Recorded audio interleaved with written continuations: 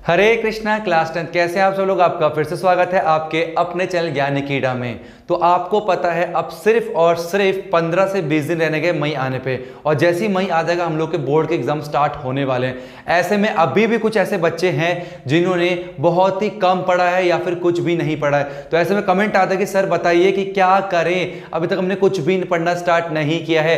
तो उन बच्चों को ध्यान में रखते हुए अब से जो सीरीज स्टार्ट हो रही है हम लोग 15 से 20 दिन के अंदर, और जिन्होंने कुछ भी नहीं पढ़ा है बस इतना पढ़ लो, मैं यकीन दिला रहा हूं तब भी आपके 90 प्लस आ सकते हैं। क्योंकि यहां पर जो ये सीरीज स्टार्ट होने वाली है उसमें हम लोग एनसीईआरटी तो कवर करेंगे, एनसीईआरटी एग्जाम्पल भी कवर करेंगे, जो एग्जाम्पल होते हैं वो भी कवर करेंगे, साथ में यहां पर एनसीईआरटी एग्जाम्पल क्वेश्चन भी है और सीबीएसई ने कैसे क्वेश्चन पूछे हैं वो भी हैं। और आपको पता होगा अभी हाल ही में सीबीएसई ने अपना क्वेश्चन बैंक लॉन्च किया है जिसमें उसने केस स्टडी बेस्ड प्रॉब्लम यहां पर आपके सामने रखे हैं। तो वो केस स्टडी बेस्ड प्रॉब्लम भी हर चैप्टर में वहां पर 3 है, 2 मैं कराऊंगा और एक आपको होमवर्क में करना होगा। तो अगर आपने कुछ भी नहीं किया है तो सारे मैं यहां पर कॉन्सेप्ट बताऊंगा, सारे एनसीईआरटी हम लोग करने वाले, एग्जांपल हम लोग देखने वाले हैं और पीवाईक्यू के यहां पर क्वेश्चन इंक्लूड है, यहां पर मल्टीपल चॉइस क्वेश्चंस भी होने वाले हैं। इसलिए जिसने अब कुछ भी नहीं किया है वो सिर्फ इतना कर ले। और जो बच्चा, अगर किसी की नजर में ऐसा कोई बच्चा है जो परेशान है और बोर्ड को लेकर, जो उसने कुछ भी नहीं पढ़ा है, तो उसको ये वीडियो जरूर शेयर करना। तो आज की वीडियो में लेंगे पहला चैप्टर 1 रियल नंबर्स, और यहां पर थोड़ा सा इंट्रोडक्शन, देन एक्सरसाइज, क्या डिलीट हुआ है, क्या करना है, क्या नहीं करना और कितना करना है। सिर्फ इतना ही करना है, ज्यादा करने से मार्क्स ज्यादा नहीं आएंगे। कम करना लेकिन क्वालिटी वाला करना, इतना कम भी नहीं, क्वालिटी कंटेंट पढ़ना है, ठीक है, हमें क्वांटिटी में नहीं पढ़ना। अगर आप चैनल पे नए हैं मैं आपको बता दूं, अगर आपको एनसीईआरटी में, एनसीईआरटी एग्जाम्पल में, पीवाईक्यू की सीरीज में, लेटेस्ट सैंपल पेपर, सारा कंटेंट हम लोगों ने ज्ञानी कीड़ा के प्लेटफॉर्म में डाला हुआ है। बस आपने देखना है और जरूरतमंद को ये सारी वीडियो पहुंचानी है। और यहां पर सैंपल पेपर भी करना बहुत जरूरी साथ साथ में। तो सीबीएसई ने अपने 4 सैंपल पेपर इशू किए और चारों की वीडियो ज्ञानी कीड़ा के एप्लीकेशन के अंदर मैंने इसकी पीडीएफ डाल दिया और वीडियो ज्ञानी कीड़ा के प्लेटफॉर्म पे भी अपलोड हो रखा है। तो वीडियो देखो और इसकी पीडीएफ आपको डिस्क्रिप्शन में भी मिली हुई है और एप्लीकेशन के अंदर भी है। तो सारा कुछ फायदा उठाओ, बहुत कम समय रहेगा गाइस, अब चार्ज हो जाओ। मैं भी यहां पर अब कोशिश करूंगा डेली 1 शॉट रिवीजन की वीडियो आप लोग लाने के लिए। आप कसम खा लो कि ये 15 से लेकर 20 दिन तक कंटिन्यू 1 घंटा वीडियो देखनी है ज्ञानी कीड़ा में, तो देखनी है, ठीक है। तो बिना आप कीमती समय बर्बाद के आपके चलते सीधा वीडियो की तरफ और देखते हैं चैप्टर 1 में कितना पढ़ना है कि हमारा 95 प्लस निकल के आ जाए। चलिए शुरू करते हैं। चलिए तो स्टार्ट करते हैं। तो आज से स्टार्ट होने वाले हमारे पास यहाँ पर रिवीजन की सीरीज। तो अभी तक जिन बच्चों ने कुछ भी नहीं किया है तो उन लोगों के लिए खुशखबरी है, क्योंकि यहाँ पर अगर मान लो कुछ भी नहीं किया ना, एनसीईआरटी तक भी नहीं किया, अगर आपने केवल इस सीरीज को अच्छे से फॉलो कर लिया एग्जाम से पहले पहले, तो भी आपके गारंटीड 75% से ऊपर मार्क्स आने वाले मैथमेटिकल। जी हाँ, 75% से ऊपर, और भी ज्यादा आ सकते हैं। लेकिन शर्त क्या है, इस सीरीज को आपने बिल्कुल एंड तक देखना है और पूरी शिद्दत से देखना है, हर एक क्वेश्चन को नोट करना है, सारी वीडियो को एंड तक देखना है, प्रैक्टिस करनी है, जो क्वेश्चन करने को बताएगा वो करना पड़ेगा। तो ऐसा करने से अभी तक कुछ भी नहीं किया तो भी काम बन जाएगा। मैं ये नहीं बोलूंगा कि ये स्ट्रेटजी फॉलो करो, वो स्ट्रेटजी फॉलो करो, नहीं। जो उन्होंने कुछ भी नहीं पढ़ा वो अब मेरे साथ साथ चले तो अपने आप सब कुछ होने वाला है। तो फटाफट से स्टार्ट करते। लेकिन हाँ, आप दिल में ये रखो कि मुझे करना है, मतलब करना है, आप कोई लापरवाही नहीं। सारे चैप्टर हम लोग यहाँ पर करने वाले हैं और 1 शॉट ही रहेगा। और यहाँ पर बहुत सारे जितने भी क्वेश्चन हम इंक्लूड कर लिए हैं, यहाँ पर एनसीईआरटी भी है, आपके एनसीईआरटी के एग्जांपल्स भी हैं, आपके एनसीईआरटी एग्जाम के कुछ इंपॉर्टेंट क्वेश्चन भी, और पीवाईक्यू, ये सारा कलेक्ट करके यहाँ पर मैंने आपके सामने रखा है। और इससे ज्यादा नहीं करना है, मैं फिर से बता रहा हूँ, इससे ज्यादा में नहीं करना है। यहाँ पर मैंने सारी एनसीईआरटी ली हुई है, एनसीईआरटी के हर एक क्वेश्चन को जितना नीड है उतना लिया, एग्जांपल जो इंपॉर्टेंट है वो भी लिया है, और पीवाईक्यू भी यहाँ पर लिया गया, एनसीईआरटी एग्जाम्पल। तो सारा का सारा कलेक्शन मैंने एक ही वीडियो में दे दिया है। अब देखो, मौज काटो और अपने फ्रेंड में इसे जरूर शेयर कर देना। जो भी वीडियो को देख रहा है पॉज करो प्लीज, आपसे रिक्वेस्ट है कि आप इस फुल ग्रुप में अपने जितने फ्रेंड्स हैं सब में जरूर शेयर करना, ठीक है। सॉरी, तो स्टार्ट करते हैं। तो सबसे पहले हमारे पास क्या है, चैप्टर 1 रियल नंबर्स। तो आपको पता है यहाँ पर पहले डिलीट किया वो समझते हैं। यहाँ पर यूक्लिड डिजिटल लेमा जो 2021 में जो पेपर देने वाले हैं उनके लिए यहाँ पर लॉकडाउन में यूक्लिड डिजिटल लेमा जो है इस चैप्टर से हट गया है, जिसके अंदर कवर होता है 1.1। तो एक्सरसाइज 1.1 आपको नहीं करनी है, हमें स्टार्ट करना है 1.2 से हमें स्टार्ट करना है। तो यूक्लिडिज्म के बाद दूसरा जो टॉपिक आता है वो आता है फंडामेंटल थ्योरम ऑफ अर्थमेटिक। आप समझो कि इस बार क्या देखा गया, सीबीएसई ने अपने 4 सैंपल पर इशू करे। वो अगर 4 सैंपल पर आपने नहीं देखे, नहीं सॉल्व किए, तो उसकी वीडियो में डाली हुई है, आप सर्च करो, आपको वीडियो मिल जाएगी, देखना जरूर, क्योंकि सीबीएसई ने इशू किए तो चारों इंपॉर्टेंट है, वो आपने कर लिए और तो काफी हद तक आपको हेल्प मिल जाएगी, ठीक है। आप सुनो, यहाँ पर क्या हुआ ना, जैसे सैंपल पेपर उसमें क्या हुआ इस बार ना कि थ्योरम का प्रूफ तो आता ही आता है कि proof Pythagoras theorem, proof BPT theorem. इस बार क्या किया इन्होंने, एक मार्क्स में स्टेटमेंट भी पूछी है कि state Pythagoras theorem, state BPT theorem. तो केवल स्टेटमेंट भी पूछ रहा है, तो यहाँ पर आपको स्टेटमेंट भी आनी चाहिए। ऐसे आ सकता है एक मार्क्स में state fundamental theorem of arithmetic क्या बोलता है, तो ये आपको टिप्स में याद होना चाहिए। ठीक है, तो यहाँ पर क्या बोला गया है, समझते हैं से कह रहा है एवरी कंपोजिट नंबर। अब ये कंपोजिट नंबर क्या होता है भला, ठीक है, देखो दो तरह के नंबर होते हैं, एक होता है प्राइम नंबर, ठीक है, एक होता है हमारे पास प्राइम नंबर। सारी बातें बताऊंगा बिल्कुल एंड तक देखो बस। प्राइम नंबर, एक होता है कंपोजिट नंबर। प्राइम नंबर और कंपोजिट नंबर क्या होता है प्राइम नंबर, प्राइम नंबर वो नंबर होता है इसके दो फैक्टर होते हैं, कौन कौन से, एक तो इटसेल्फ और वन, एक तो वन होता है और इटसेल्फ, ठीक है, दो हमारे पास फैक्टर निकल के आते हैं। फॉर एग्जांपल मैं बात करूं टू की, तो टू जो है वन के टेबल में जाता है और खुद के टेबल में जाता है, तो केवल दो ही फैक्टर होते हैं, तो two is the prime number. One ध्यान रखना, नोट कर लो कि वन ना तो प्राइम है और ना ही कंपोजिट है। क्या बोला मैंने, one is neither prime, one is neither prime nor composite, one is neither prime nor composite, ये आपने ध्यान रखना है। क्लियर यहाँ तक, ठीक है। आप समझते हैं कंपोजिट नंबर क्या होगा। कंपोजिट नंबर वो नंबर होता है इसमें मोर देन टू फैक्टर होता है। फॉर एग्जांपल फोर, फोर के हमारे पास एक तो वन में भी जाता है, इटसेल्फ में भी जाता है, उसके अलावा साथ साथ टू के टेबल में भी आता है, टू भी इसका फैक्टर है। इसका मतलब मोर देन टू फैक्टर है निकल के आया, तो क्या होगा, कंपोजिट नंबर होगा। पेपर में आपके एक क्वेश्चन आया था कि बताओ सबसे स्मॉलेस्ट प्राइम नंबर कौन सा होता है, बच्चों ने वहां पर वन टिक किया था, लेकिन वन नहीं होता, सबसे स्मॉलेस्ट प्राइम नंबर क्या है, टू होता है, ठीक है। और सबसे स्मॉलेस्ट कंपोजिट नंबर जो होता है वो फोर निकल के आता है, ठीक है। इसको अगर घुमा के पूछूं सबसे स्मॉलेस्ट इवन प्राइम नंबर बताओ, तो टू निकल के आएगा।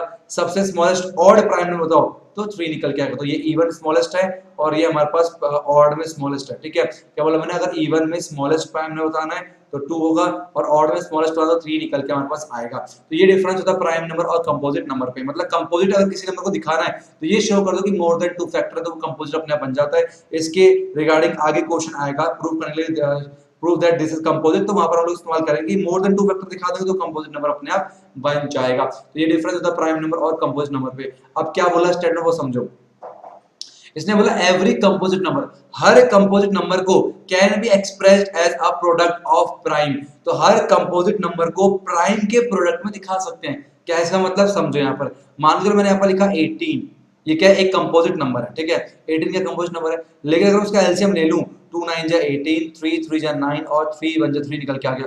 मतलब 18 को लिख सकता हूँ 2 मल्टीप्लाई 3 मल्टीप्लाई 3। अब 2 क्या है, प्राइम नंबर, 3 क्या प्राइम, 3 प्राइम है। इसका मतलब कंपोजिट नंबर को as a product of prime पे हम लोग लिख सकते हैं 2 मल्टीप्लाई 3 की पावर 2 हो जाएगा ये। तो हर इस कंपोजिट नंबर को हम लोग प्रोडक्ट ऑफ प्राइम के फॉर्म में, कोई भी नंबर हो, कोई भी नंबर से मैं बात करूं यहाँ पर 125 की, ठीक है, 125 की बात करूं मैं तो क्या आएगा, 5 25 आएगा और 5 5 आएगा और 5 1 निकल के आएगा। तो 125 भी कंपोजिट नंबर है जो कि 5 इंटू 5 इंटू 5 और 5 की पावर 3। तो हमने एक कंपोजिट नंबर को as a product of prime के फॉर्म पे रिप्रेजेंट कर सकते हैं। तो हर composite number, every composite number can be expressed as a product of prime and this factorisation is unique. मतलब ये है कि मैं बात करूं 2 मल्टीप्लाई 3 की पावर 2, इसमें 18 ही निकल के आएगा। कोई ऐसा नहीं है कि इसके ये जो प्राइम फैक्टराइजेशन है इसका कोई दूसरा कंपोजिट नंबर भी होगा, नहीं, केवल एक ही कंपोजिट नंबर होगा। 2 मल्टीप्लाई 3 की पावर 2 केवल और केवल 18 का ही प्राइम फैक्टराइजेशन होगा, उसके अलावा किसी दूसरे नंबर का नहीं हो सकता। एंड और एक और चीज क्या है कि इसमें ऑर्डर मायने नहीं रखता। ऑर्डर मायने रखता कहने का मतलब ये है कि अगर लिखो 18 को लिखा मैंने 2 मल्टीप्लाई 3 की पावर 2 या फिर 3 की पावर 2 इंटू 2, तो ये दोनों रिप्रेजेंट करते हैं 18 को। तो यहाँ पर ऑर्डर मायने नहीं रखता, चाहे आप 2 को पहले लिखो चाहे 3 को पहले लिखो, लेकिन यहाँ पर दोनों क्या है, सेम ही निकल के आएंगे। दोनों रिप्रेजेंट किसे कर रहे हैं, 18 को ही रिप्रेजेंट कर रहे हैं। तो सिंपल से क्या बोलेंगे, what is fundamental theorem of arithmetic, आप क्या बोलोगे, every composite number can be expressed as a product of prime and this factorisation is unique apart from the order of in which the prime factor occur. ठीक है, तो order मायने रखता, बाकी चीजें सेम होती है। अब इसको लेके कैसा क्वेश्चन आता है वो समझते हैं। इतना क्लियर हुआ, क्लियर हुआ। जब मैं पूछूं क्लियर हुआ तो कमेंट में लिखो यस, मतलब यहाँ पर टाइमिंग दिखा के यस लिखो, ठीक है, ताकि लगे कि इन्वॉल्वमेंट आपका भी साथ साथ में हो रहा है। तभी तो मजा आएगा कि टीचर ऐसे मेहनत कर रहा है तो आप भी वो रिस्पॉन्स कर रहे हो, तो क्या बहुत बड़े कोऑर्डिनेशन होने वाली है। अब देखो ध्यान से, इसे मैं मिटा रहा हूँ, ठीक है, इसे मिटा रहा हूं। अब समझो नेक्स्ट क्या पूछ रहा है, एग्जांपल 5। तो एग्जांपल 5 जो है आपको लेना है, इंपॉर्टेंट है, इसलिए मैंने यहाँ पर इंक्लूड किया। बाकी एग्जांपल जो मैंने नहीं लिए वो ना भी करो तो भी चल जाएगा। कह रहा चेक वेदर 4 की power n can and with the digit 0 for any natural number n। कह रहा क्या 4 की पावर n किसी भी n नेचुरल नंबर के लिए 0 से एंड करेगा। कहने का मतलब ये है कि n की वैल्यू अगर पुट करें 1 2 3, इसका मतलब n के लिए 1 पुट करें कितना आएगा 4 आएगा, n के लिए 2 पुट करें 4 4 जा 16 हो गया, n के लिए 3 पुट करा कितना आएगा 64 हो गया। तो ये लास्ट में क्या कभी यहाँ पर 0 निकल के आएगा नहीं, हमें ये चेक करना है। आप समझो इसे करना कैसे, देखो पहले समझ लो फिर बता दो करना कैसे। कि अगर ये कभी भी 0 से एंड करेगा, कोई भी नंबर अगर 0 से एंड कर रहा है इसका मतलब वो 5 से जरूर डिवाइड होगा। कोई भी नंबर अगर 0 से एंड करता है 10 हो गया 50 हो गया 100 हो गया, कोई भी नंबर अगर 0 से एंड कर रहा है इसका मतलब 5 से जरूर डिवाइड होता है। और कोई भी नंबर 5 से डिवाइड हो रहा है इसका मतलब ये है कि उसके प्राइम फैक्टराइजेशन में 5 एज अ प्राइम होना चाहिए। अगर 5 से डिवाइड हो रहा है तो उसके prime factorisation 5 as a prime होना चाहिए। कहने का मतलब ये हुआ, अगर बात करो 50 की, तो अगर ये मैं कह रहा हूँ 5 से डिवाइड हो रहा है इसका मतलब ये हुआ कि 2 25 5 5 और 5 1, देखो इसके prime factorisation 5 as a prime आएगा ही आएगा अगर ये 0 से एंड करता है। तो हमें क्या चेक करना है 4 की पावर n में क्या 5 आ रहा है, प्राइम फैक्टराइजेशन चेक करते हैं। 4 की पावर n को लिख सकते हैं हम लोग, 4 को लिखा 2 मल्टीप्लाई बाय 2 की पावर n, जो कि हो गया 2 की पावर n हो गया। पावर के ऊपर पावर मतलब मल्टीप्लाई होगा, 2 की पावर 2n निकल के आएगा, तो जो कि पॉसिबल नहीं है। यहाँ पर केवल 2 एज अ प्राइम है लेकिन 5 नहीं है, इसका मतलब ये किसी भी n के लिए ये कभी भी 0 से एंड नहीं करने वाला। इतना कॉन्सेप्ट क्लियर हुआ? अगर नहीं समझ में एक बार फिर से वीडियो को पीछे करके फिर सुनो, ध्यान से सुनो चीज को। अब लिखना कैसे एग्जांपल वो समझने के अंदर एग्जाम में कैसे लिखना है। If the number 4 की power n for any n were to end with the digit 0, that it would be division 5। वो मैंने कहा कि ये 5 से जरूर डिविजन होना चाहिए। That is the prime factorization of 4 की power n would contain prime 5। इसका मतलब उसका प्राइम फैक्टराइजेशन अगर करेंगे तो उसमें 5 एज अ प्राइम होना चाहिए, जो कि पॉसिबल नहीं है। क्यों? ये 4 की पावर n में 2 की पावर 2n होता है, ओनली प्राइम जो है इसमें केवल 2 निकल के आता, 5 एज अ प्राइम नहीं है। इसका मतलब किसी भी नेचुरल नंबर के लिए 0 से एंड नहीं करने वाला। आपके एनसीईआरटी में क्वेश्चन है एक्सरसाइज में 6 की पावर n करके, तो ऐसे जितने भी क्वेश्चन आते हैं 6 की पावर n 7 की पावर n जो भी पावर n निकल के आएंगे उसका प्राइम फैक्टराइजेशन करो। अगर उसमें as a 5 as a product of prime है तो वो 0 से एंड करेगा, वरना नहीं करेगा। अब चलते हैं अपने नेक्स्ट की तरफ। अब क्या देते हैं, कौन सा कॉन्सेप्ट है आपका नेक्स्ट हमारे पास ये है for any two positive integer a and b। ये काफी इंपॉर्टेंट रिलेशन है एलसीएम और एचसीएफ में। इसके ऊपर हर साल, क्या बोला मैंने, हर साल क्वेश्चन पूछ रहे हैं। और इस बार जो सीबीएसई ने अपना सैंपल पेपर इशू किया है उसमें भी इसी कॉन्सेप्ट से, इसी रिलेशन से क्वेश्चन पूछे गए हैं। तो ये आपको पता होना चाहिए, बहुत सिंपल रिलेशन। यहाँ पर एक से आपके 2 मार्क्स पक्के हो जाते हैं। क्या कहता है, कह रहा है ए और बी ना कोई 2 नंबर है, तो उन 2 नंबर का अगर मैं एचसीएफ निकालूं और उन्हीं 2 नंबर का एलसीएम निकालूं, दोनों को मल्टीप्लाई करूं तो उनके प्रोडक्ट के बराबर निकल के आता है। LCM of a, b multiply LCM of a, b बराबर में a मल्टीप्लाई b, ये निकल के आता है। अब इसके रिगार्डिंग क्वेश्चन कैसे आएगा एग्जाम में वो समझो। क्वेश्चन 1 क्या था पूछा, देखो ध्यान से, कह रहा है given that HCF of 306 and 657 is equal to 9, then LCM क्या होगा। तो इसी से हमें करना है, हमें we know that HCF of 306, 657 multiply by LCM of 306, 657 is equal to 306 multiply by 657। इतना क्लियर हुआ? ठीक है। अच्छा एचसीएफ कितना दे रखा है, 9 दे रखा है, तो 9 मल्टीप्लाई बाय एलसीएम ऑफ किसका 306, 657 बराबर में आ जाएगा 306 मल्टीप्लाई बाय 657। और हम कह सकते हैं कि एलसीएम जो हुआ 306 और 657 का वो आएगा 306 मल्टीप्लाई 657 डिवाइड बाय 9 निकल के आएगा। अब डिवाइड कर देंगे, 9 1 9, 9 3 27, 9 4 36, तो 657 को 34 से हम लोग को मल्टीप्लाई करना है।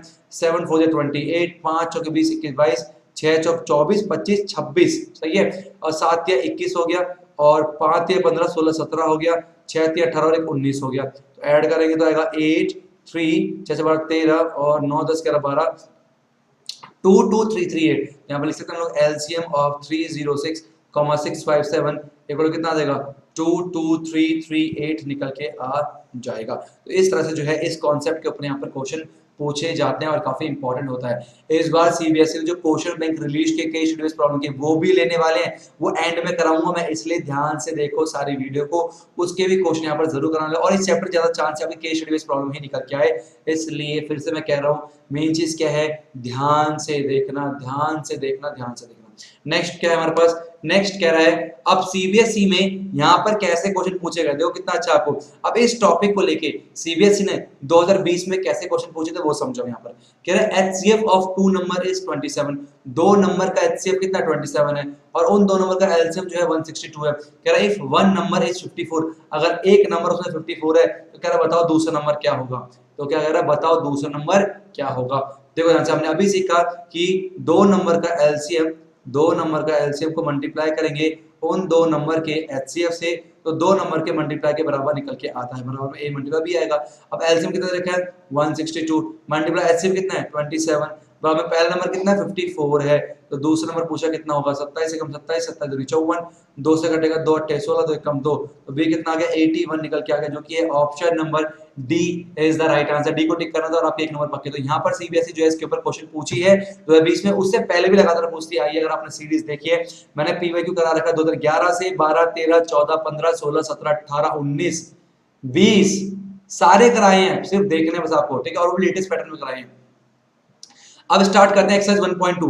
एक्सरसाइज 1.2 में पहला क्वेश्चन देखो, सारे यहाँ पर बहुत सारे क्वेश्चन है लेकिन मैंने सारे नहीं लिए, कुछ कुछ क्वेश्चन जैसे कि मान लो यहाँ पर 3 या 4 पार्ट है तो 2 पार्ट कर लिए, उससे बाकी जो 2 पार्ट है वो खुद से कर सकते हो आप, ऐसा हमने किया यहाँ पर। तो पहला क्वेश्चन क्या बोला गया है, express each number as a product of its prime factor. तो हर नंबर को हमने product of its prime factor के फॉर्म पे लिखना है। तो 140 है तो 140 का अगर हम प्राइम फैक्टरेशन करेंगे 2 7 जा 14 0 और 2 35 हो गया और 5 7 जा 35 हो गया और 7 1 जा 7 निकल के आ गया। इसका मतलब 140 को हम लिख सकते कैसे, 2 मल्टीप्लाई 5 मल्टीप्लाई में 7 जो कि हो गया 2 की पावर 2 मल्टीप्लाई 5 की पावर 1 मल्टीप्लाई 7 की पावर 1।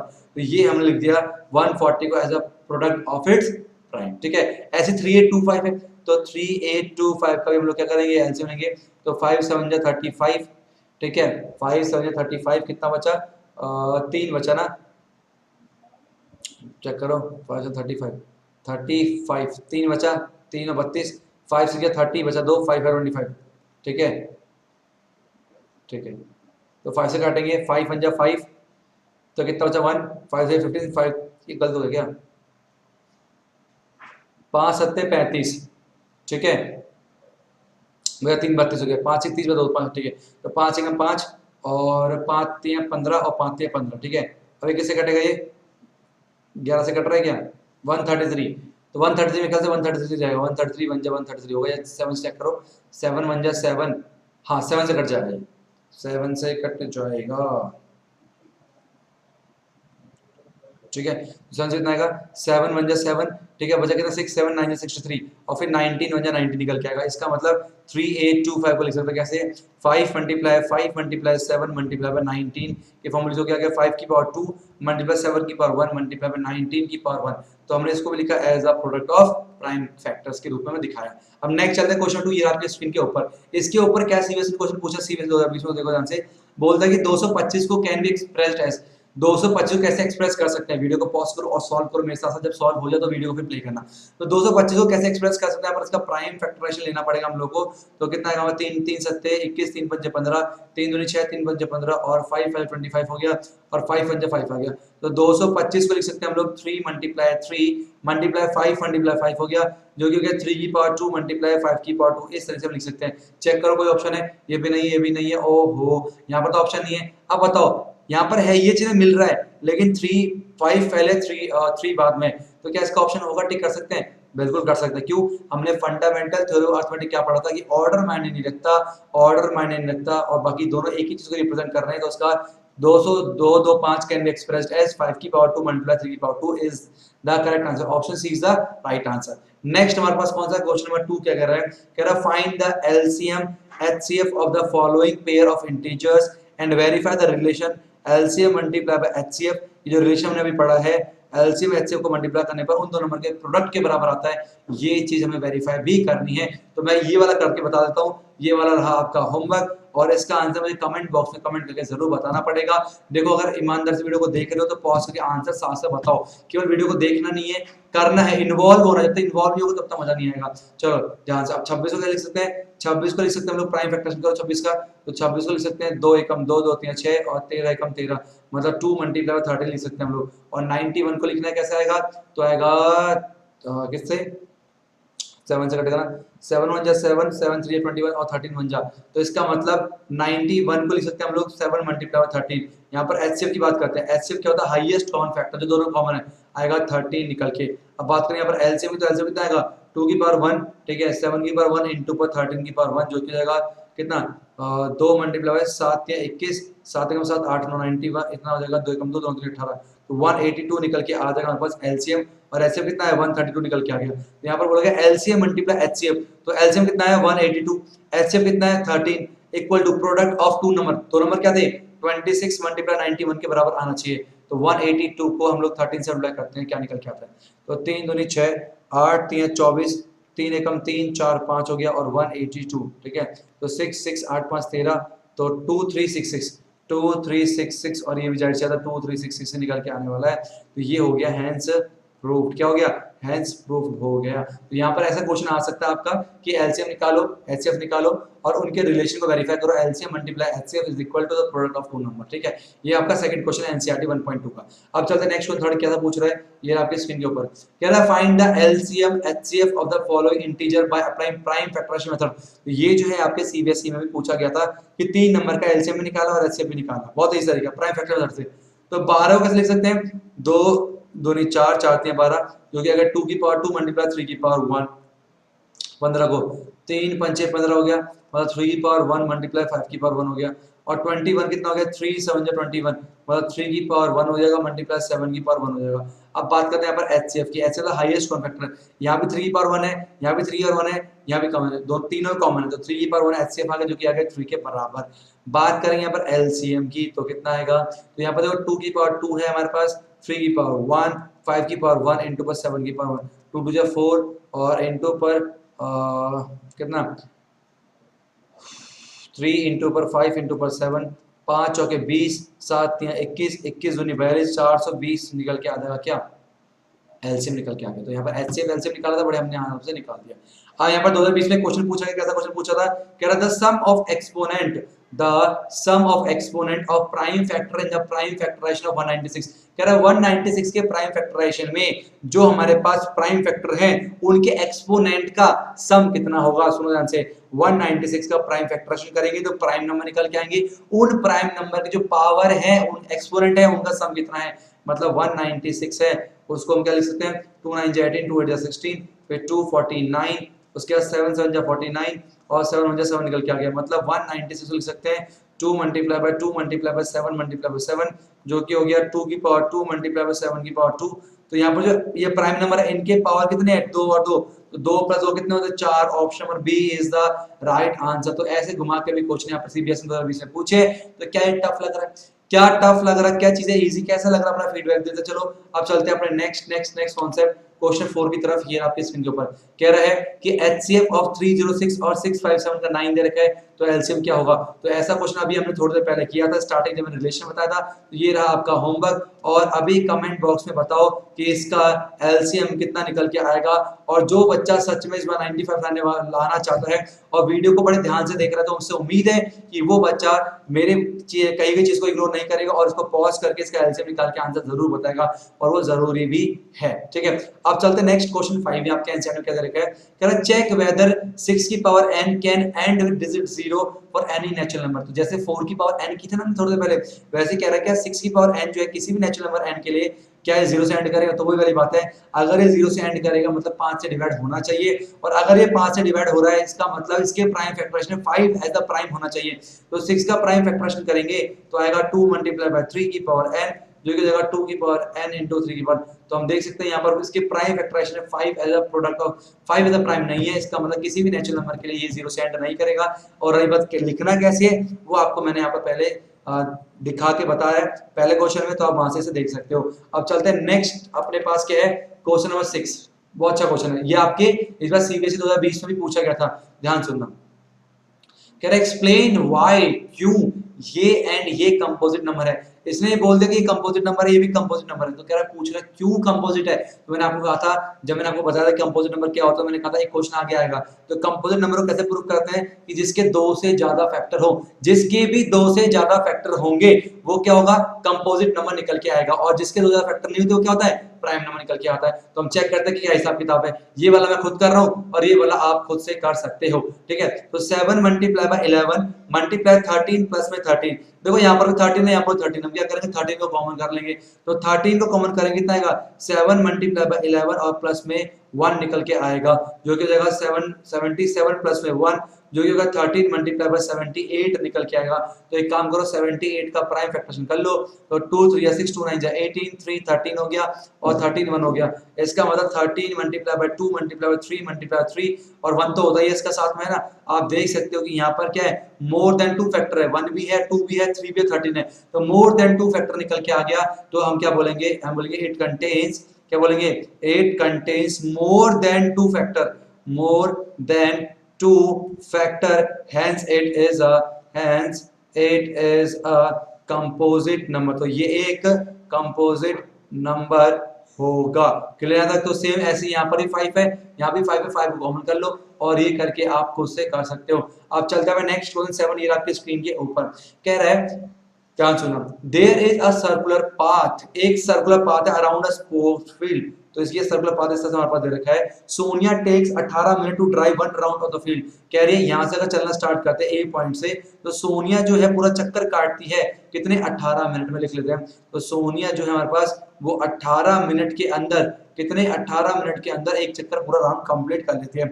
जबकि रवि जो है वो 12 मिनट लेता है उसी राउंड के लिए, और रवि जो है हमारे पास वो 12 मिनट लेता है। कितने मिनट लेगा, 12 मिनट लेता है। Suppose they both start at the same point and at the same time, same जगह, सेम समय, सेम जगह, ठीक है, और सेम डायरेक्शन में, मतलब यहां से चलना स्टार्ट किया दोनों ने और इसी डायरेक्शन में चल रहे हैं, ठीक है, और सेम टाइम में। कर how many minutes will they meet again in the starting point, कर दोबारा कब वापस ये ए पे मिलेंगे। अब ध्यान से सुनो, आपको पता है इसने क्या बोला है कि ऐसे जो क्वेश्चन हमारे पास होते हैं, क्या बोला मैंने, जब ऐसे जो क्वेश्चन होता है क्या निकाला है, एलसीएम निकाला है, एचसीएफ निकालना है। तो यहाँ पर निकाला एलसीएम। कैसे पता चलता है कि एलसीएम निकाला है, एचसीएफ निकाला है, जो हमारे पास नंबर दे रखे हैं, आंसर अगर इससे बड़ा आने वाला है तो एलसीएम निकालते हैं, जो नंबर दे रखे हैं उससे अगर आंसर छोटा आने वाला है तो निकालते हैं एचसीएफ। समझ में क्या बोला मैंने, दोबारा बोल रहा हूं मैं, जो हमें नंबर दे रखे हैं 18 और 12, अगर आंसर इनसे बड़ा आने वाला है तो एलसीएम, और छोटा आने वाला तो एचसीएफ। अब कैसे पता चलेगा बड़ा आएगा छोटा का, देखो ध्यान से। अब मान लो सोनिया यहाँ पर है, सोनिया भी यहीं पर है, रवि भी यहीं पर है। अब रवि जो है कंप्लीट करता है 12 मिनट में, रवि यहाँ पर होता है, लेकिन 12 मिनट सोनिया कहीं यहाँ पर होती है ना, क्योंकि तो 18 मिनट में करती है ना, तो 12 मिनट थोड़ा पहले होगी वो। अब जब सोनिया यहाँ पहुंचेगी तो रवि जा चुका होगा। इसका मतलब रवि को भी दूसरा चक्कर काटना पड़ेगा, 12 मिनट के बाद जाएगा, 18 मिनट के बाद जाएगी सोनिया। तो दोनों जो आंसर आने वाला है ये से बड़ा आने वाला है, तो यहाँ पर क्या निकालेंगे, एलसीएम निकालेंगे। तो 18 को लिख सकते हैं हम लोग कैसे, 2 × 3 × 3, जो कि हो गया 2 की पावर 1 × 3 की पावर 2, और 12 को लिखेंगे वो आएगा 2 2 4 4 3 12, मतलब 2 की पावर 2 मल्टीप्लाई 3 की पावर 1 निकल के आएगा। अब एलसीएम निकालने कितना आएगा, 2 की पावर 2 मल्टीप्लाई 3 की पावर 2, जो कि हो गया 4 × 9 9, जो कितना आएगा 36। तो 36 मिनट के बाद ये फिर से वापस उसी पॉइंट पे मिलने वाले हैं। ये चीज आप ध्यान रखना, कहां पर एलसीएम निकालना है, कहां पर एचसीएफ। अब चलते हैं नेक्स्ट को, एक्सरसाइज 1.3, ये रहा आपके स्क्रीन के ऊपर, ठीक है। तो पहला क्वेश्चन हमारे पास क्या कह रहा है कि प्रूफ दैट √5 इज इरेशनल। तो आपको पता है कि ये क्वेश्चन बहुत इंपॉर्टेंट है, ये मैंने बहुत बार करा रखा है, मैं लास्ट बार करा रहा हूँ, ठीक है। कैसे करते हैं इसे, तो जितने भी ऐसे क्वेश्चन होते हैं इसे कैसे करते हैं, इसे करते हैं कंट्राडिक्शन मेथड से, पता ही आप लोगों को, है ना। तो क्या होता है कंट्राडिक्शन मेथड, इसका हम लोग अपोजिट मानते हैं, है ना, और बाद में अपने आप को गलत साबित करते हैं और लिखते हैं कि हमारी एजम्पशन गलत थी, इस वजह से गलत आया, तो हम हमारी एजम्पशन जो है गलत है, तो जो √5 जो है वो इरेशनल ही है, ऐसा हम इसे करते हैं। देखो आंसर कैसे करेंगे, let √5 is a rational number, मैंने मान लिया, ठीक है। अगर √5 रेशनल नंबर है तो रेशनल नंबर क्या होते हैं, जिसको p अपॉन क्यू के फॉर्म पे लिख सकते हैं। इसका मतलब √5 को लिख सकते हैं p अपॉन क्यू के फॉर्म पे लिख सकते हैं, सही है। तो जहां पर p और q क्या है, p एंड q आर को प्राइम। अरे को प्राइम भला होता क्या है, को प्राइम का मतलब होता है जिनमें कोई भी कॉमन नहीं है, कोई भी कॉमन फैक्टर नहीं है, 1 एज अ कॉमन फैक्टर है। कहना सिंपल भाषा में कहूं तो इसका एचसीएफ 1 है। कहने मतलब 2 और 3 की बात करें तो 2 और 3 में क्या कॉमन है, 1 ही तो है, इनका एचसीएफ कितना है 1 है, तो को प्राइम नंबर का एचसीएफ हमेशा 1 निकल के आता है, ठीक है। ऐसे नंबर जिसमें कोई भी कॉमन फैक्टर नहीं होता 1 के अलावा, तो हम लिख सकते हैं p बराबर हो गया √5 में q निकल के आ गया। अब यहाँ पर रूट है, रूट को हटाने से एक ही तरीका क्या करते हैं, स्क्वायरिंग बोथ साइड। एक काम करते हैं, स्क्वायरिंग बोथ साइड यहाँ पर कर लेते हैं। तो स्क्वायरिंग बोथ साइड किया तो कितना आएगा, p का स्क्वायर √5p बन गया 5 और बन गया q का स्क्वायर। अब इसे ध्यान से देखो, इसे इक्वेशन नंबर 1 मान लो। देखो अगर यहाँ पर 5 है, अगर यहाँ पर 5 है तो जाहिर सी बात है p स्क्वायर जो है 5 से डिवाइड हो जाएगा, तो p square is divisible by 5, divisible by 5। अगर p स्क्वायर 5 से डिवाइड होगा तो आपका थ्योरम क्या कहता है कि p is also divisible by 5, तो p भी 5 से डिवाइड हो जाएगा, ठीक है। अच्छा एक बात बताओ, मैं ना बहुत डेंजर क्वेश्चन पूछ रहा हूं, देखते हैं कौन इसका आंसर देता है। क्या A3 जो है वो नहीं, क्या 18 3 के टेबल में आता है? जल्दी बताओ, क्या 18 3 के टेबल में आता है? आपने कहा सर आता है। मैंने पूछा अगला क्वेश्चन क्या होगा, कितनी बार में आता है? आपने कहा सर 3 6 18। इसका मतलब अगर हम बोलते कोई किससे डिविजल है तो कितने टाइम्स में, यहाँ पर मैंने बोला कि p जो है 5 से डिवाइड है, तो कितने टाइम्स में हमें नहीं पता, c मान लेते हैं। तो मान लेते हैं, तो p इक्वल टू क्या हो जाएगा 5c मान लिया मैंने, और c इज सम इंटीजर, ठीक है। c इज कोई इंटीजर हमारे पास निकल के आ गया। अब जब p इक्वल टू 5c है ना, इसे पुट करते हैं इक्वेशन नंबर 1 पे। क्या करेंगे, इक्वेशन नंबर 1 पे इसे पुट कर देते हैं, और ये यहाँ पर इसका हिसाब किताब मिटा देते हैं इस तरीके से, ठीक है। इसे याद ही कर लो क्वेश्चन को। तो क्या हो जाएगा, p का स्क्वायर मतलब 5c का स्क्वायर बराबर हो जाएगा हमारे पास √5 नहीं 5q का स्क्वायर, ठीक है। तो 25c का स्क्वायर इक्वल हो जाएगा 5q का स्क्वायर, और लिख सकते हैं हम लोग q का स्क्वायर 5 से 5 कट जाएगा 5c का स्क्वायर। अब तो क्या निकल गया, q का स्क्वायर जो है 5c का स्क्वायर निकल के आया। अब यहाँ पर 5 है ना, इसका मतलब क्या होगा कि q square is divisible by 5, q square is divisible 5। अगर q स्क्वायर 5 से डिवाइड हो रहा है, it means q is also divisible by 5, तो q भी जो है 5 से डिवाइड जरूर होगा।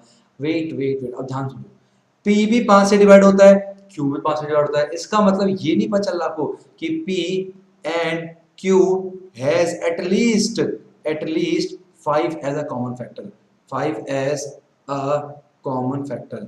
क्या बोला मैंने भाई, साफ सी बात है ना, कॉमन फैक्टर। अगर हमारे पास p भी 5 से डिवाइड हो रहा है और q भी 5 से डिवाइड हो रहा है, इसका मतलब साफ सी बात ये है ना कि p और q में कम से कम 5 एज अ कॉमन फैक्टर तो जरूर होगा। लेकिन लेकिन ये बात तो गलत हो गई ना, बट दिस कॉन्ट्राडिक्ट्स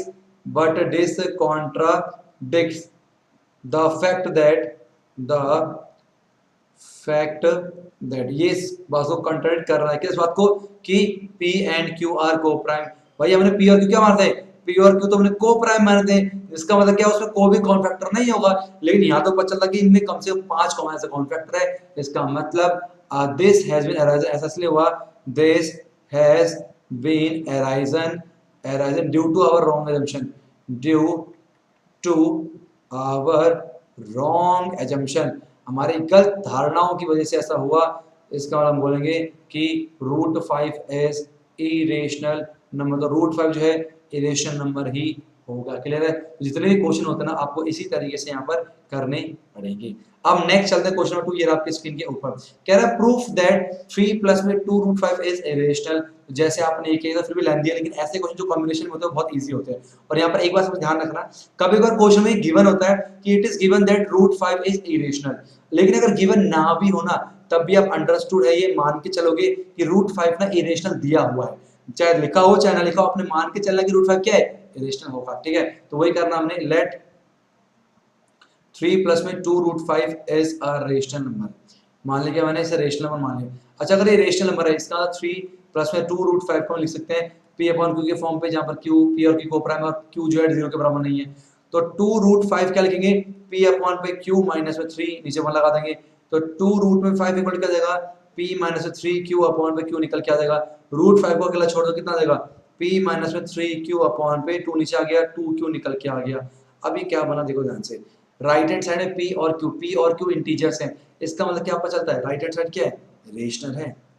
क्या पता चला हमें कि p माइनस में 3q अपॉन पे 2q क्या बन गया, इज अ रेशनल। भैया ये रेशनल है, अगर ये चीज रेशनल है इसका मतलब क्या हुआ, √5 भी तो रेशनल हो गया। लेकिन यार हमें तो गिवन है क्वेश्चन में √5 तो इरेशनल है, तो ये हम क्या लिखेंगे, but this contradicts the fact that √5 is irrational। लेकिन यार हमें तो पता रूट 5 तो इरेशनल है, हम तो रेशनल प्रूफ करके बैठे हैं। तो यहाँ पर क्या लिखेंगे, our assumption this has been arisen, this has been arisen due to our wrong assumption, तो हम लिखें our assumption is wrong, hence 3 plus में 2 रूट 5 is irrational। क्या बोलेंगे, इरेशनल ही रहने दो भैया, इसे रेशनल करने की जरूरत नहीं है। क्लियर है यहाँ तक, सबको समझ आएगा। आप चलते हैं नेक्स्ट क्वेश्चन 3, ये आपके स्क्रीन के ऊपर कह रहा prove that the following are irrational. तो सेम ऐसे ही है, तो मैं नहीं करा रहा, इसे थोड़ा बताया था बस आपको। जैसे ये हो गया, वही करना आपने, इसमें गिवन है रूट 5 इरेशनल है, इसमें गिवन है रूट 2 इरेशनल है, तो आपने बस रूट 5 रूट 2 अगला छोड़ देना है। तो 7 रूट 5 को रेशनल मानेंगे तो ये p अपन q के फॉर्म ले सकते हैं।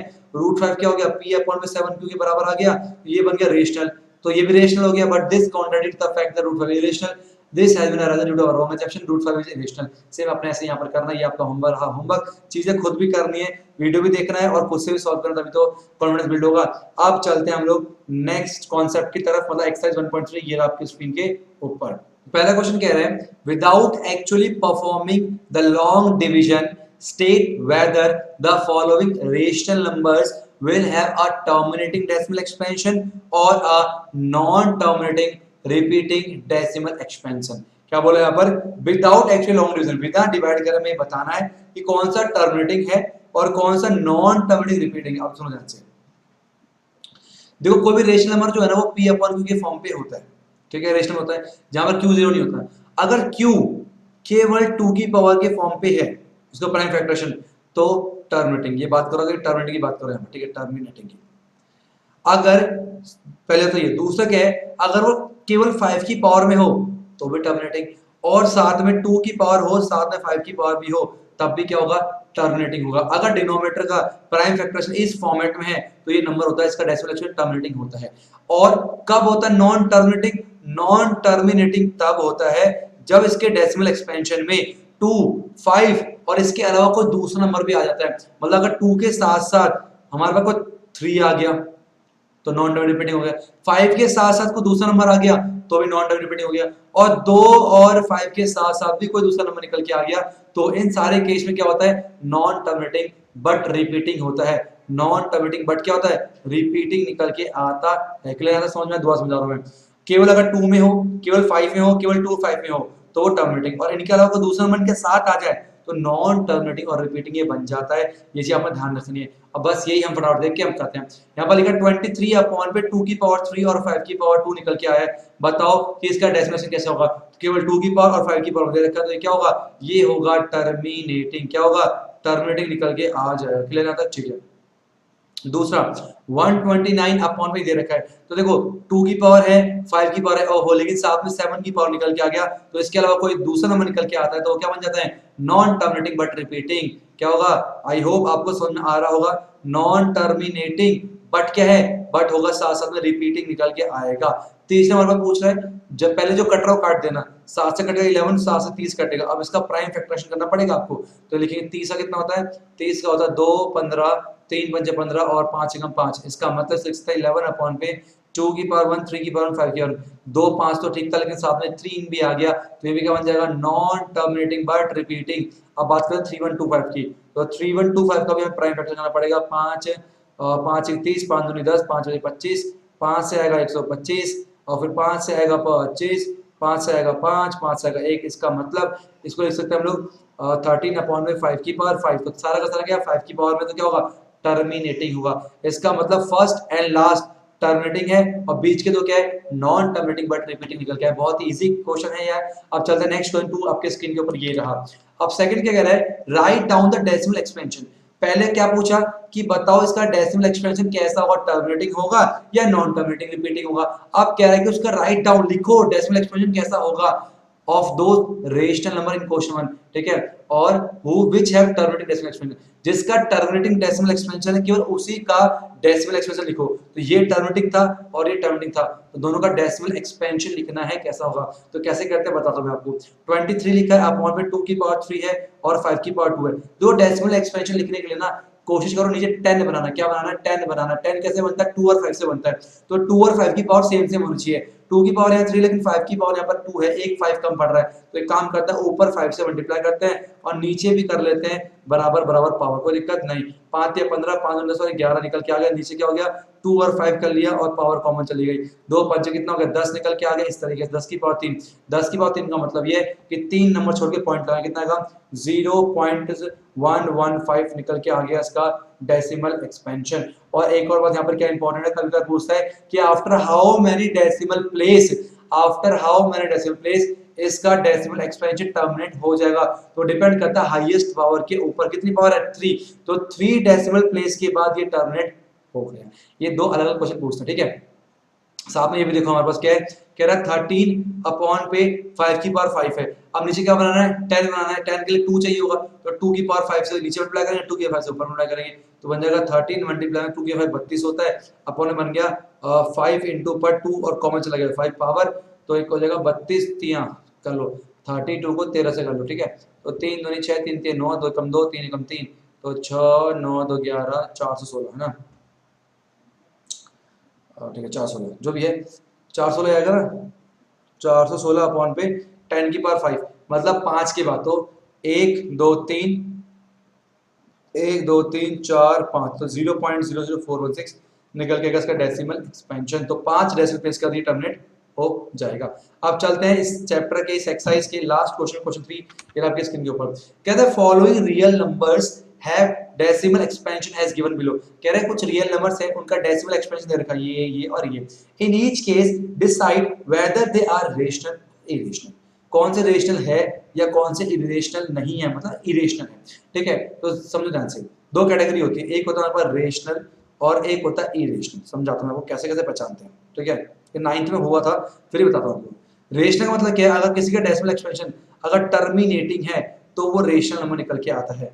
लेकिन अगर वो नॉन टर्मिनेटिंग है, अगर वो नॉन टर्मिनेटिंग है लेकिन इसके साथ साथ लेकिन रिपीट हो रहा है, क्या हो रहा है? रिपीट हो रहा है, तो वो क्या बन जाता है? तब भी वो रेशनल नंबर ही कहलाता है। और इरेशनल कब होता है? जब वो क्या हो? नॉन टर्मिनेटिंग हो, नॉन टर्मिनेटिंग हो बट क्या हो, और साथ में क्या हो? नॉन रिपीटिंग हो, रिपीट भी नहीं कर रहा और टर्मिनेट भी नहीं हो रहा। एग्जांपल समझते हैं। एग्जांपल होता क्या है? 0.0101010101 डॉट डॉट डॉट, मतलब 0101 जो है बार बार बार आ रहा है, ये टर्मिनेट भी नहीं हो रहा और रिपीटिंग है, तो क्या बन गया? रेशनल। लेकिन मैंने बोला 0.01000100000100000001 ऐसे, तो क्या है? ना तो टर्मिनेट हो रहा ना ही रिपीट हो, तो क्या बन गया? इरेशनल नंबर बन जाता है। तो आप समझते हैं क्वेश्चन करके कि क्या है। पहला हमारे पास क्या 43 पॉइंट इतना निकल के आ गया, तो ये टर्मिनेट हो गया, तो क्या होगा? ये रेशनल निकल के आ गया। ये देखो 120 1200 क्या है? नॉन टर्मिनेटिंग नॉन रिपीटिंग, तो क्या बन गया? इरेशनल बन गया, मतलब ये रेशनल नहीं होगा, इरेशनल होगा। और इसके ऊपर बार मतलब क्या है? रिपीट कर रहा है, तो ये नंबर बार बार रिपीट हो रहा है, मतलब नॉन टर्मिनेटिंग है बट रिपीटिंग है, तो भी क्या हो गया? रेशनल नंबर निकल के आ गया। तो इस तरीके जो है आपका यहाँ पर एनसीईआरटी कॉन्सेप्ट पूरा यहाँ पर क्या हो गया? खत्म हो गया। 1.3 भी यहाँ पर हमने बड़े आराम से कर लिए। अब यहाँ पर जो सीबीएसई ने क्वेश्चन बैंक इशू किया था, इस चैप्टर में से आपके कैसे केस स्टडी बेस्ड प्रॉब्लम आ सकते हैं जो सीबीएसई ने अपने क्वेश्चन बैंक में दिए है, वो दो को देखते हैं, जो कि ये रहा आपकी स्क्रीन के ऊपर। क्वेश्चन कह रहा है हमारे पास केस स्टडी बेस्ड प्रॉब्लम। हमने देखो यहाँ पर 3 क्वेश्चन है जो इस क्वेश्चन में दिए हैं, 2 मैं खुद कराऊंगा और तीसरा आपका होमवर्क में रहेगा, ठीक है। आपको खुद करना पड़ेगा, पीडीएफ डिस्क्रिप्शन में है, आप जाके देखो। और बाकी एक क्वेश्चन आपको करना है क्योंकि प्रैक्टिस के तो चाहिए ना, 2-3 दिए हैं हर चैप्टर में, 2 मैं करा दूंगा, एक आपको खुद करना है। To enhance the reading skill of grade 10th student, the school nominate you and 2 of your friends to set up a class library। तो रीडिंग स्किल को एनहांस करने के लिए आपको और आपके 2 दोस्तों को लाइब्रेरी का सेटअप लगाने के लिए बोला गया है। देयर आर 2 सेक्शन, 2 सेक्शन हमारे पास है, सेक्शन ए है और सेक्शन बी है। और सेक्शन ए में 32 स्टूडेंट है जबकि सेक्शन बी में 36 स्टूडेंट निकल के आए हैं। अब यहाँ पर जो है आपके से रिलेटेड 5 क्वेश्चन आपको दे देगा, कोई 4 आपने अटेंड करना, पर मैं 5 कराऊंगा, लेकिन आपको एग्जाम में कोई 4 यहाँ पर करने होंगे। तो सेक्शन ए में 32 बच्चे हैं, दूसरे में 36 है। तो पहले यहाँ पर लिख लेते हैं सेक्शन ए, ठीक है। तो सेक्शन ए में जो है आपके पास 32 बच्चे हैं, पत्ते नहीं बच्चे, और सेक्शन बी में 36 बच्चे हैं आपके पास। तो पहला क्वेश्चन क्या पूछ रहा है? What is the minimum number of book you will acquire for the class library so that they can distribute equally among the student. कह रहा है 32 और 36 बच्चे हमारे पास है सेक्शन ए और सेक्शन बी में, कितनी मिनिमम नंबर ऑफ बुक आप रखोगे लाइब्रेरी के अंदर सो दैट इक्वली डिस्ट्रीब्यूट हो जाएगा। क्या पूछा है? Minimum number. तो जब भी मिनिमम बोलता है क्या निकालते हैं, यहाँ पर एलसीएम निकालना होता है, और मैक्सिमम बोले तो एचसीएफ निकालना होता है। तो 32 को कैसे लिख सकते हैं? 32 को लिख सकते हैं 2 दूनी 4, 4 दूनी 8, 8 दूनी 16, 16 दूनी 32, और 36 को लिखेंगे 2 दूनी 4, 4 तिया 12, 12 तिया 36। रही बात एलसीएम की, कैसे निकालेंगे? तो ये हो जाएगा आपका 2 की पावर 5, ये होगा 2 की पावर 2 मल्टीप्लाई 3 की पावर 2, एलसीएम आएगा 2 की पावर 5 इंटू 3 की पावर 2, मतलब 32 मल्टीप्लाई बाय 9, 9 दूनी 18 और 9 से 27 और 1 28, 288 किताबें हमें कम से कम खरीदनी पड़ेंगी, जिससे हम लोग क्या इक्वली डिस्ट्रीब्यूट कर पाएंगे। Option number C is the right answer. Now next question 2 क्या कह रहा है? If the product of two positive integer, अगर दो पॉजिटिव इंटीजर का प्रोडक्ट, ठीक है, is equal to the product of LCM HCF. तो हमने अभी क्या था कि दो नंबर ए और बी, तो उनका प्रोडक्ट जो किसके बराबर होता है? उनके एलसीएम और उनके एचसीएफ के प्रोडक्ट के बराबर होता है, ये हमने देखा था। कह रहा था बताओ उससे अगर वो स्टेटमेंट ट्रू है तो क्या बता कि एचसीएफ निकालो कितना होगा।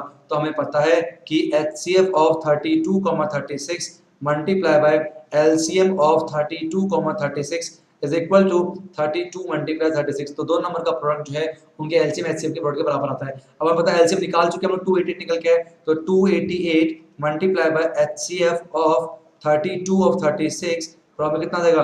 32 मल्टीप्लाई बाय 36 निकल के आएगा। तो एचसीएफ निकल के आ जाएगा 32 मल्टीप्लाई 36 अपॉन पे 288, 9 से कट 9 6 36, 9 3 27, 9 दूनी 18, 32 से 32 खत्म, तो एचसीएफ कितना आ गया? 4 निकल के आ जाएगा। तो देखो उस रिलेशन के ऊपर यहाँ पर फिर से सीबीएसई ने क्वेश्चन बैंक में भी क्वेश्चन फिर से रखा है। मैं कह रहा हूँ ना हर साल इस रिलेशन में क्वेश्चन आ रहा है, तो ये रिलेशन बहुत अच्छा है, इसके ऊपर 4-5 क्वेश्चन आप कर लो और इसे अपने सॉल्व में कर दो। ऑप्शन कौन सा होगा? B is the right answer.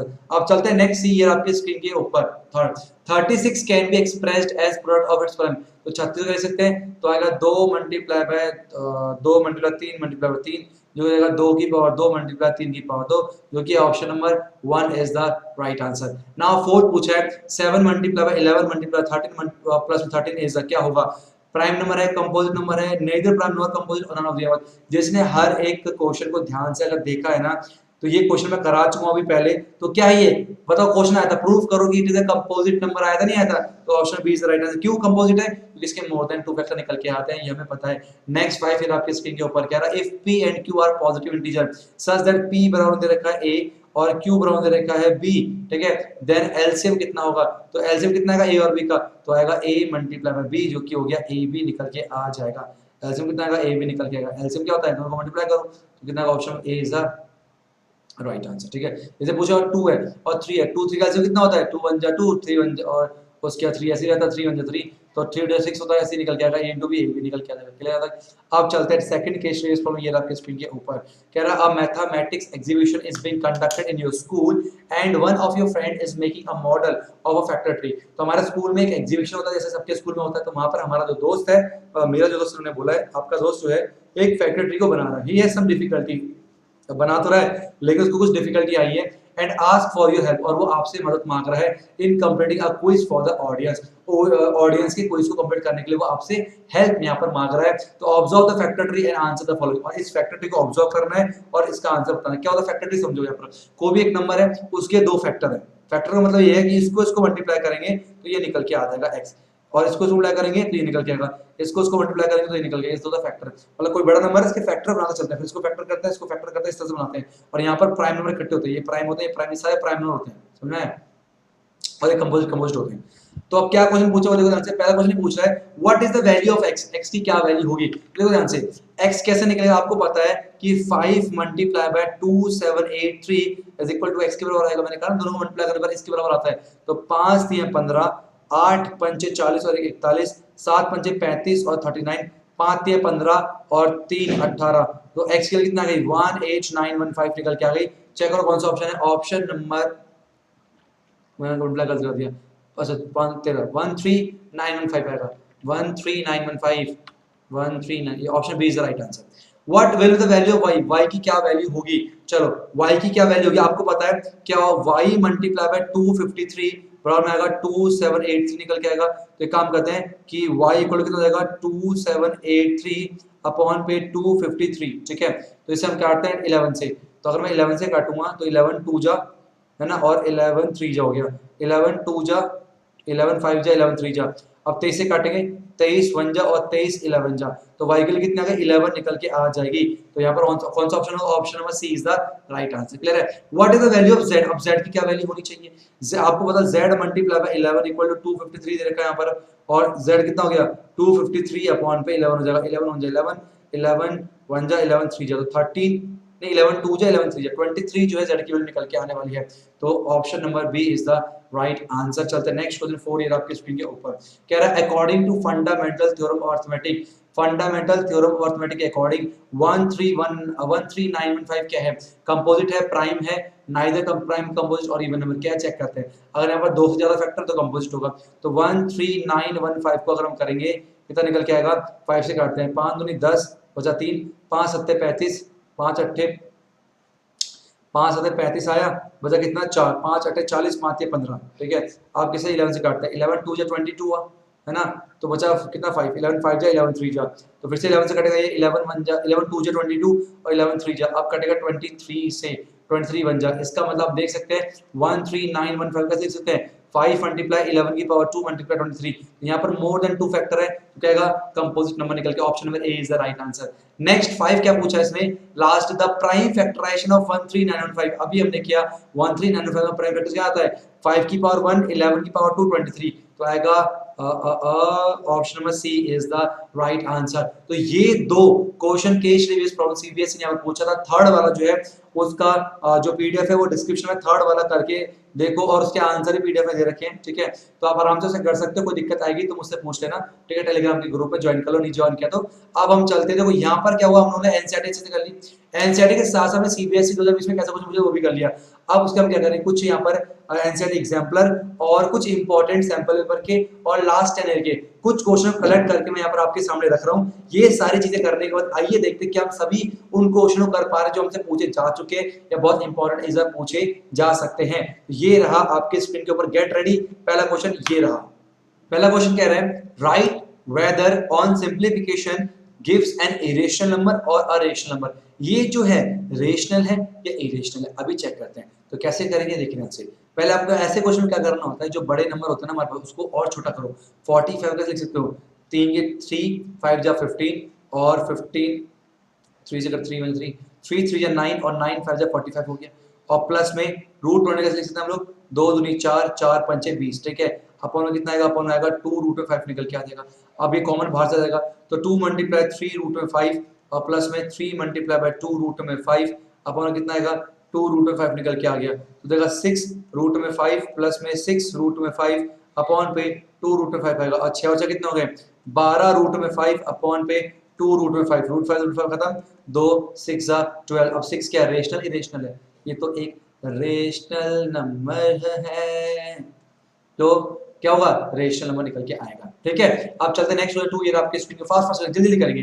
2.35 क्या है, इंटीजर है, रेशनल नंबर है, इरेशनल है, अननेचुरल नंबर है, ठीक है। ध्यान सुनना, 2.35 का बार का मतलब ये है कि 2.35 35 35 35 डॉट डॉट डॉट डॉट, मतलब नॉन टर्मिनेटिंग और repeating, non terminating but repeating क्या होता है, नॉन टर्मिनेटिंग बट रिपीटिंग होता है अरेशनल नंबर, और नॉन टर्मिनेटिंग और नॉन रिपीटिंग हो तो फिर इरेशनल निकल के आता है।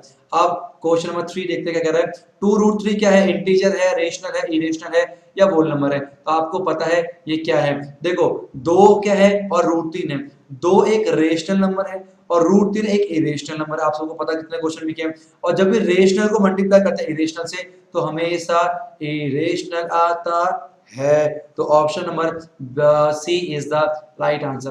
फोर्थ क्वेश्चन क्या कह रहा है, what is the largest number that divides this and this leaving remainder 5 in each। कह रहा है वो सबसे बड़ा नंबर कौन सा होगा जब दोनों को हम लोग डिवाइड करेंगे तो 5 रिमाइंडर छोड़ेगा। तो जितने भी रिमाइंडर छोड़ता है ना उस रिमाइंडर को हटा ही दो। ऐसे क्वेश्चन में क्या करना है, लार्जेस्ट पूछा तो एचसीएफ निकालना है, तो उसमें से रिमाइंडर को हटा के उसका एचसीएफ निकाल दो। तो 245 में से हम लोग जो है 5 को माइनस करके कितना आएगा 240 निकल के आ गया, और 1029 में से 5 गया तो 1024 निकल के आएगा। अब करते हैं इसे कितना आएगा 240 अगर हम लिखेंगे एलसीएम तो कितना आएगा, सॉरी एलसीएम नहीं प्राइम फैक्टराइजेशन, 2 120 2 60 ठीक है, और 2 कितना आएगा 30, और 2 15 हो गया, और 3 पंचे 15 और 5 एकम 5। इसका मतलब 2 दूनी 4 दूनी 8 दूनी 16 3 48 48 पंचे 240। ठीक है, अब 1024 को लिख लेते हैं। 1024 कितना आएगा, 2 पंचे 10, 2 एकम 2 दूनी 12, 202 दूनी 4, 2 पंचे 10, 2 छिक 12, 2 एकम 2 दूनी 4, 2 अट्ठे 16, फिर आएगा कितना 2 64, फिर आएगा 2 कितना 2 आएगा 32, फिर कितना आएगा 2 16, फिर आएगा 2 8, फिर 2 4, फिर 2 2, फिर 2 1, 1 2 3 4 5 6 7 8 9 10, मतलब 2 की पावर 10 निकल के आएगा, है ना। तो 1 2 3 4 5 6 ऐसे करके 10 बार आएगा। अब हमें निकालना HCF, और कितने कॉमन है 1 2 3 4, 4 2 कॉमन निकल के आएंगे ये वाले, तो होगा 1 2 3 और 4, तो 4 2 2 4 16 निकल के आएगा। Option number B is the right answer. Next question 5 क्या कह रहा है, find a rational number between them. इनके बीच में एक रेशनल नंबर निकालना, तो जब भी ऐसा निकल गया ना आपको वैल्यू पता होना चाहिए। √2 का मतलब होता है 1.4 अप्रॉक्स, √3 होता है 1.7 अप्रॉक्स। अब इनके बीच में एक रेशनल नंबर निकालना, तो अपने मर्जी से कुछ लिख दो, 1.5 लिख दिया, है ना, या फिर 1 और 1.6 कोई सा लिख सकते हो। 1.5 का कितना हो गया, ये देगा 5 3 15 5 2 10, तो 2 3/2 आ जाएगा। दूसरा, और 2 अट्ठे 16, 2 5 10, 8/5 3/2, दोनों ही आप लिख सकते हो, दोनों ही रेशनल नंबर जो इनके बीच में लाई करते हैं। नेक्स्ट हमारे पास क्या है, 6 ये आपकी स्क्रीन के ऊपर कह रहा है कि दो पॉजिटिव इंटीजर है हमारे पास a and b, can be written as. a को लिख सकते हैं अगर हम लोग x स्क्वायर और y स्क्वायर के फॉर्म पे, और b को लिख सकते हैं x की पावर 1 into y का क्यूब। तो कह रहा बताओ इसका एलसीएम कितना होगा, तो एलसीएम लोएस्ट कॉमन मल्टीपल, तो यहाँ पर क्या आएगा x की पावर 2 निकल के आएगा और y की पावर 3, मतलब क्या आएगा x की पावर 2 और y की पावर 3, ये आपका निकल गया क्या, एलसीएम निकल के आ जाएगा। क्लियर है तक। अब कैसे आ रहा है एलसीएम बताना, एलसीएम का मतलब ये होता है, देखो x यहाँ पर भी है, x यहाँ पर भी है, बड़ा कौन सा है, x की पावर 2 है ना, उसमें ये भी तो आ गया, तो इसलिए बड़ा एलसीएम बड़ी चीज लेते हैं, तो x की पावर 2 निकल के आ गया। अब y की पावर 2 यहाँ पर बड़ा कौन सा है, 3 है, 3 के अंदर ये 2 भी आ गया, तो y का 3 निकल गया, तो ये उसका एलसीएम निकल के आएगा। नेक्स्ट 7 क्या कह रहा है, द एक्सपोनेंट ऑफ 2, जो 2 का क्या एक्सपोनेंट होगा इसके प्राइम फैक्टराइजेशन में, तो 144 अगर प्राइम फैक्टराइजेशन करेंगे, 2 7 जा 14, 2 2 जा 236 हो गया, और 2 18 हो गया, ठीक है, और 2 9 हो गया, और 3 3 जा 9 हो गया, और 3 1 जा 3 हो गया, मतलब 144 को, एक मिनट जाओ कहाँ गया pen pen pen pen pen, इसका मतलब 144 को लिख सकते हैं 2 की पावर 4 मल्टीप्लाई 3 की पावर 2। इसने बोलता है 2 का क्या एक्सपोनेंट है, 2 का एक्सपोनेंट क्या है, 4 है, तो option number B is the right answer. अब चलते हैं अपने क्या कहते हैं 8 क्वेश्चन आपके स्क्रीन के ऊपर, कह रहा है if the HCF of this and this is expressible in the form of this, तो m की क्या वैल्यू होगी। अगर 65 और 117 को के HCF को इसके फॉर्म पे लिख सकते हैं, तो m की क्या वैल्यू होगी, कम मतलब HCF निकालते हैं, तो 65 है, 65 को लिख सकते हैं 5 एकम 5 माथे 15 और 13 हो जाए 13 हो गया, ठीक है, तो इसका मतलब 65 को लिखा मैंने 5 मल्टीप्लाई बाय 13। अब 117 की बात करते हैं, ठीक है, 7 8 और 3 3 9 3 27, 3 एकम 3 3 3 9 और 13 एकम 13, इसका मतलब 117 को लिख सकते हैं 3 मल्टीप्लाई बाय 13, ठीक है, क्लियर है। अब HCF क्या होगा, HCF कॉमन कितना 13 है, तो HCF निकल गया 13। अब अगर HCF को लिख सकते हैं इस फॉर्म में, है ना, तो m की क्या वैल्यू होगी, तो 13 प्लस में 117 इक्वल टू 65 m, तो 7 3 10, 130 इक्वल टू 65 m, और m इक्वल टू आ गया 130 अपॉन पे 65, जो कि 2 के बराबर आ गया। Option B is the right answer. अब लास्ट मेरा लास्ट क्वेश्चन है ना, हाँ बिल्कुल लास्ट क्वेश्चन है आज की वीडियो का, ठीक है, इस सेशन का लास्ट, पहले चैप्टर का लास्ट क्वेश्चन और लास्ट वन।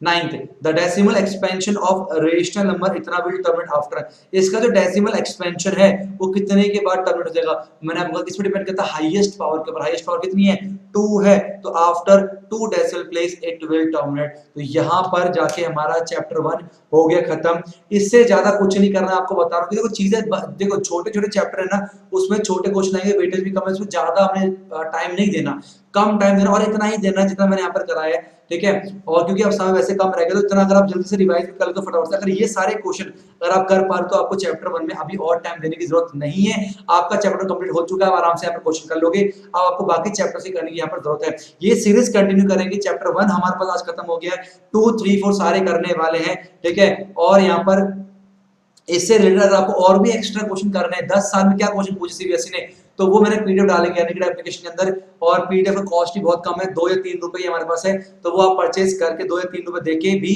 50 से 60 क्वेश्चन वहां पर मैं डाले लास्ट 10 ईयर के, तो वो आप सभी चैप्टर के यहाँ पर परचेज कर सकते हो। इसका प्राइस पहले ज्यादा था, ठीक है, मैंने यहाँ पर एग्जाम टाइम में बिल्कुल 1 या 2 रुपए कर दिया है, बिल्कुल कम प्राइस की सारे बच्चे यहाँ पर उसे ले सकते हैं। तो ये कीजिए आप इसकी प्रैक्टिस। और अगर आप चैनल पे नए, चैनल को सब्सक्राइब कर ले, और आपसे रिक्वेस्ट है इन सारी वीडियोस को अपने सारे फ्रेंड्स को शेयर करो, ताकि इनका आखिरी बार 1 महीना बचा है और फायदा हो जाए और अच्छे मार्क्स सबके आ जाए, ठीक है। इसे खत्म कर लो, है ना। और जल्दी मिलते हैं नेक्स्ट वीडियो में चैप्टर नंबर 2 को लेके। तब तक के लिए हरे कृष्णा।